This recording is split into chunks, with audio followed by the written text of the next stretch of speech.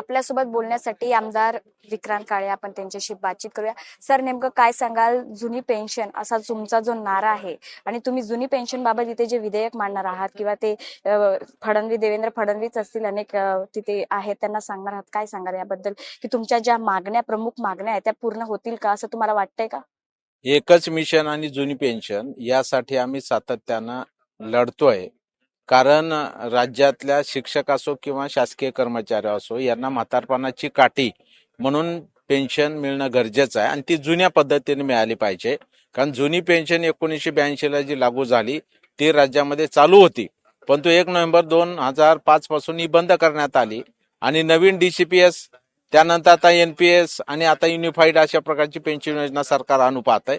परंतु मला असं वाटतं की हे शिक्षक असतील किंवा शासकीय कर्मचारी असतील या सगळ्यांनाच काही शेतीबाडी असत नाही. त्यांच्या म्हातारपणीचा एक मुख्य आधार म्हणजे नोकरी आणि पेन्शन असतो.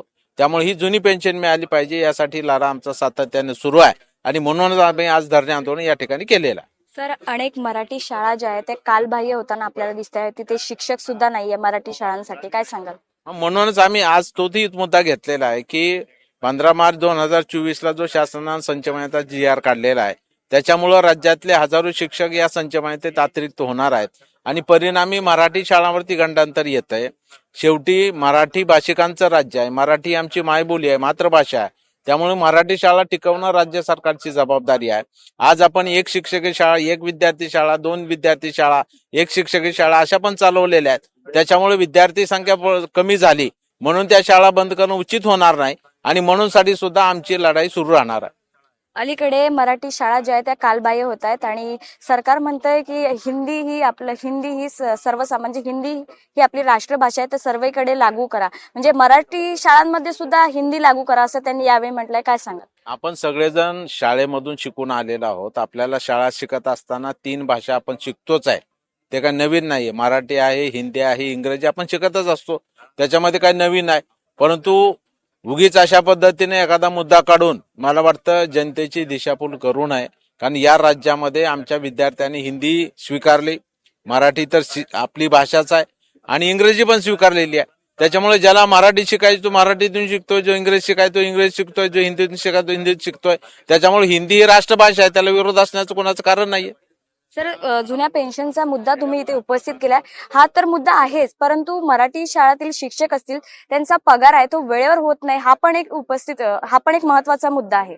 निश्चितपणानं आता ते दर 1 महिन्याच्या 1 तारखेला पगार व्हावा, वेतन व्हावं यासाठी शासनानं आता डिजिटल प्लॅटफॉर्म आणलेला आहे. आता शालार्थ वेतन प्रणाली लागू केलेली आहे. त्याच्यामुळं त्यांना आता 1 तारखेला वेतन होऊ पाहतंय, पण त्यात काही अडचणी, निधी वेळेवर मंजूर होत नाही. तो निधी वेळेवर मंजूर व्हावा यासाठी येणाऱ्या अर्थसंकल्पात आवश्यक ती तरतूद पुढच्या वर्षाची करावी यासाठी आम्ही अर्थमंत्र्यांची भेट घेणार आहोत. कॅमेरामॅन शिवाजी काळे सोबत मी साक्षी यादव, टॉप न्यूज मराठीसाठी, नागपूर.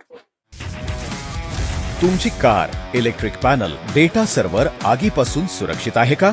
नाही? मग आजच बसवा F protect temperature activated fire suppression device.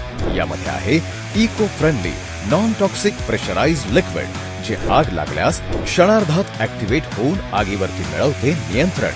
बसवण्यास अतिशय सोपे आणि सुटसुटीत टेकालिपचे एक दर्जेदार उत्पादन एफ प्रोटेक्ट.